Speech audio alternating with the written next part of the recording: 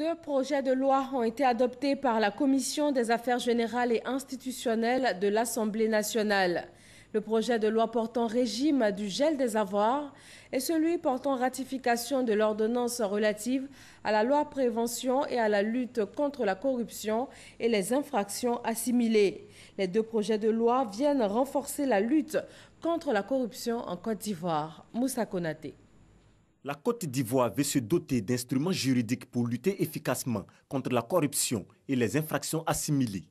Conformément à cet engagement, le garde des Sceaux, ministre de la Justice, est face aux députés pour défendre deux projets de loi.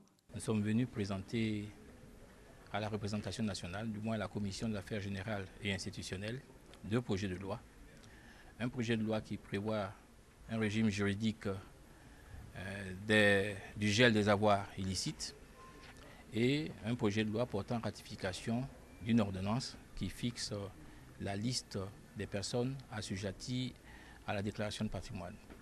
Dans le cadre de la lutte contre la criminalité organisée, comprenant notamment la corruption, le blanchiment de capitaux et le financement du terrorisme, le gel des avoirs en tant que mesure conservatoire prévue par les conventions internationales permet de priver de leurs biens les personnes impliquées dans la commission de ces infractions au cours des investigations.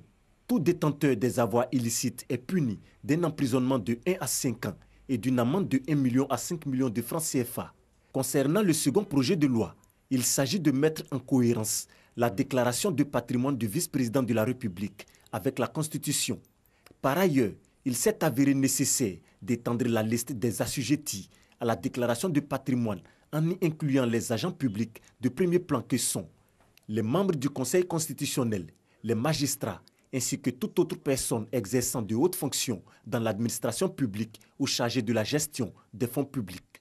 Les deux projets de loi ont donc été adoptés par la majorité des parlementaires présents à cette séance.